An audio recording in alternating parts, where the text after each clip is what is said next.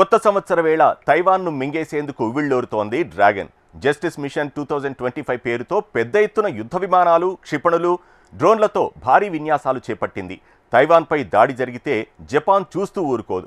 మేము యుద్ధరంగంలోకి దిగుతామంటూ జపాన్ ప్రధాని సనాయే తకాయిచి మరింత ఆజ్యం పోశారు. తమ మాతృభూమి పునరీకీకరణను ఎవరూ ఆపలేరని బుసలు కొడుతున్నారు చైనా అధ్యక్షుడు జింగ్పింగ్. కాగా తమ సార్వభౌమత్వాన్ని కాపాడుకుంటామన్నారు తైవాన్ అధ్యక్షులు లై చింగ్ టే స్పష్టం చేశారు. చైనా తక్షణం తన విన్యాసాలను ఆపాలంటోంది అమెరికా. ఇంతకీ దక్షిణ చైనా సముద్రంలో ఏం జరుగుతోంది?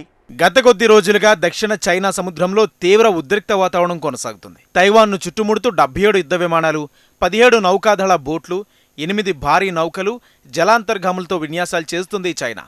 భూమిపై నుంచి వినియోగించే లాంగ్ రేంజ్ మల్టిపుల్ లాంచ్ రాకెట్లను ప్రయోగించింది. డెస్ట్రాయర్లు చైనా సైనికులు కసరత్తులు చేస్తున్నారు. బాంబులు జార విడిచే సామర్థ్యం కలిగిన H-6K బాంబర్ విమానాలు ఈ విన్యాసాల్లో పాల్గొన్నాయి. తైవాన్ సరిహద్దుల చుట్టూ డిసెంబర్ 29 నుంచి ఈ విన్యాసాలు కొనసాగుతున్నాయి. డిసెంబర్ 31న ఉదయం తమ దేశం సరిహద్దుల సమీపంలోకి ఇవన్నీ వచ్చేశాయని తైవాన్ రక్షణ శాఖ ప్రకటించింది. అమెరికాకు పరోక్ష సవాల్ విసిరేలా నిర్వహిస్తున్న ఈ విన్యాసాలకు జస్టిస్ మిషన్ 2025 అనే పేరు పెట్టింది చైనా. ఈ విన్యాసాలతో తైవాన్ను చుట్టుముట్టేందుకు సర్వసన్నద్ధంగా ఉమ్మడి వ్యూహంతో తమ త్రివిధ దళాలు ఉన్నాయనే సందేహాన్ని పంపడమే ఈ ఆపరేషన్ లక్ష్యం. చైనా దూకుడుతో దక్షిణ చైనా సముద్రం చుట్టూ ఉన్న దేశాలన్నీ బెంబేలెత్తిపోతున్నాయి. తైవాన్కు 98,000 కోట్ల విలువైన ఆయుధాలను విక్రయించే ప్రతిపాదనకు డిసెంబర్ 18న అమెరికా అధ్యక్షుడు ట్రంప్ ఆమోదం తెలిపారు.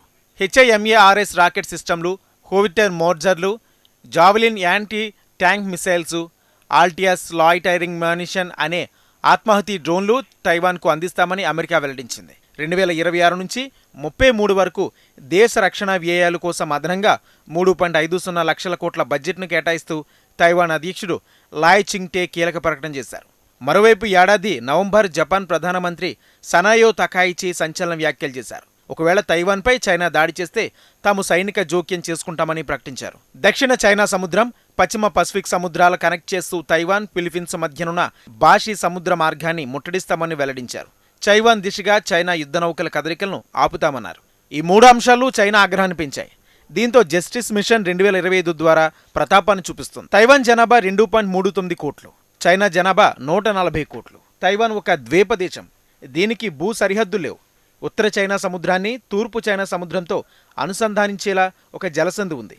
దీని వెడల్పు 180 కిలోమీటర్లు. దీన్నే తైవాన్ జలసంధి అని పిలుస్తారు.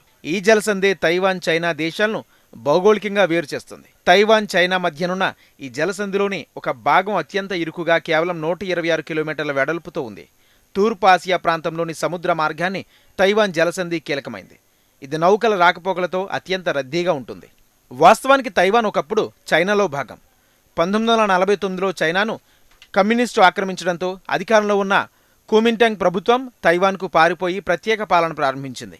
అయితే తైవాన్ ప్రత్యేక దేశం కాదని, చారిత్రకంగా అది తమ భూభాగమేనని చైనా వాదిస్తోంది. వ్యూహాత్మకంగా, సైనికరంగా ముఖ్యమైన ఈ జలసంధిపై పట్టును సాధించాలనే సంకల్పంతో ఉంది. దీంతో చైనా, తైవాన్ల మధ్య చాలా కాలంగా ఉద్రిక్తతలు కొనసాగుతున్నాయి.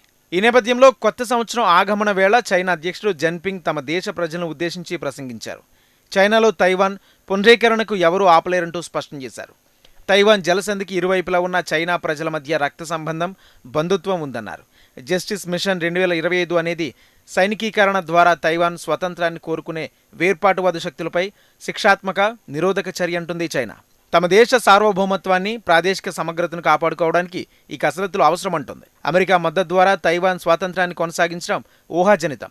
తైవాన్ను సైనికీకరణ దిశగా నడుపుతున్న వాళ్లే యుద్ధోన్మోదులు చైనాను రెచ్చగొట్టడం ఎక్కడైనా ఆపాలని పేర్కొంది. కాగా తైవాన్ సార్వభౌమత్వాన్ని కాపాడుకుంటామని ఆ దేశ అధ్యక్షుడు లై చింగ్ టే స్పష్టం చేశారు. చైనా విస్తరణవాద కాంక్ష నేపథ్యంలో తైవాన్ ప్రజలకు తమను తాము రక్షించుకునే శక్తి ఉందో లేదోనని అంతర్జాతీయ సమాజం చూస్తుందన్నారు. జాతీయ రక్షణ, సమాజాన్ని కాపాడడం, ప్రజాస్వామ్యాన్ని పరిరక్షించేందుకు సమగ్రమైన రక్షణ యంత్రాంగాన్ని ఏర్పాటు చేయడంపై అధ్యక్షుడు తన వైఖరి స్పష్టం చేశారు. అయితే తైవాన్ మీద చైనా దాడి చేయకపోవచ్చు అంటున్నారు అమెరికా అధ్యక్షుడు డొనాల్డ్ ట్రంప్. తైవాన్ సరిహద్దు సముద్ర జలాల్లో గత 20 సంవత్సరాలుగా చైనా సైనిక విన్యాసాలు చేస్తుంది. చైనా ఆగ్నేయ తీరానికి దాదాపు 160 కిలోమీటర్ల దూరంలో తైవాన్ ఉంది. దానిపై చైనా ఆర్మీ దాడి చేసే అవకాశం ఉందని నేను భావించట్లేదు. నాకు చైనా అధ్యక్షుడు జిన్పింగ్తో మంచి సంబంధాలు ఉన్నాయి అని తాజాగా విలేకరులతో చెప్పారు. తైవాన్ విషయంలో చైనా అనుసరిస్తున్న విధానాలపై అమెరికా ఆందోళన వ్యక్తం చేసింది. జిన్పింగ్ సంయమనం పాటించాలని విజ్ఞప్తి చేసింది. మరోవైపు తైవాన్ సైనిక శక్తిని పెంచే దిశగా అమెరికా తన ప్రయత్నాలను మరింత వేగవంతం చేయాలని అమెరికా సెనెట్ సూచించింది. ఈ విషయంలో ఇంకా ఏమాత్రం ఆలస్యం చేయకూడదు. తైవాన్ ఆత్మరక్షణ సామర్థ్యాలను పెంచాలి. తైవాన్కు అమెరికా విక్రయించదలిచిన ఆయుధాల ఉత్పత్తి ప్రక్రియలో స్పీడును పెంచాలి. ఇందుకోసం తైవాన్ సెక్యూరిటీ కోఆపరేషన్ ఇనిషియేషన్ నుంచి నిధులు విడుదల చేయాలి. తైవాన్కు ఆయుధాలు సప్లై జరిగేలా చూడాలి అని పేర్కొన్నారు. కాగా చైనాను గుర్తించే ఏ దేశమైనా తైవాన్ను దేశంగా గుర్తించకూడదు అనేది చైనా విధానం. దీన్నే వన్ చైనా పాలసీ అంటారు. ఈ పాలసీపై 1972 నుంచి 1982 మధ్యకాలంలో అమెరికా చైనా ప్రభుత్వాల మధ్య పెద్ద ఎత్తున సంప్రదింపులు జరిగాయి. దీంతో ఇరు దేశాల నడుమ 3 కమ్యూనిక్స్ ఒప్పందాలు జరిగాయి. ఈ 3 ఒప్పందాలు 1972లో మొదటి కమ్యూనిక్స్ ఒప్పందం, 1979లో రెండో కమ్యూనిక్స్ ఒప్పందం, 1982లో మూడో కమ్యూనిక్స్ ఒప్పందం జరిగాయి. వీటి ప్రకారం తైవాన్తో సాంస్కృతిక, వాణిజ్య, ఇతర అనధికార సంబంధాలను మాత్రమే అమెరికా కొనసాగించాలి. కానీ ఒప్పందాలను పక్కన పెట్టి 1979 నుంచి తైవాన్కు ఆయుధాల సప్లైను అమెరికా మొదలుపెట్టింది. క్రమంగా తైవాన్కు ఆయుధాల సప్లైను తగ్గించాలని అమెరికాను చైనా చాలాసార్లు కోరింది. అయితే అందుకు అమెరికా నో చెబుతూ వచ్చింది. అలా తైవాన్ విషయంలో అమెరికా చైనా మధ్య విభేదాలు కొనసాగుతున్నాయి. అయితే చైనాతో కలిసి ఉండేందుకు తైవాన్ ప్రజలు ఏమాత్రం ఇష్టపడడం లేదు. చైనా అనుసరిస్తున్న ఆక్రమణవాదాన్ని వారు వ్యతిరేకిస్తున్నారు. తమ సహజ సంపదను కొల్లగొట్టేందుకు డ్రాగన్ కన్నేసిందని ఆందోళన వ్యక్తం చేస్తున్నారు.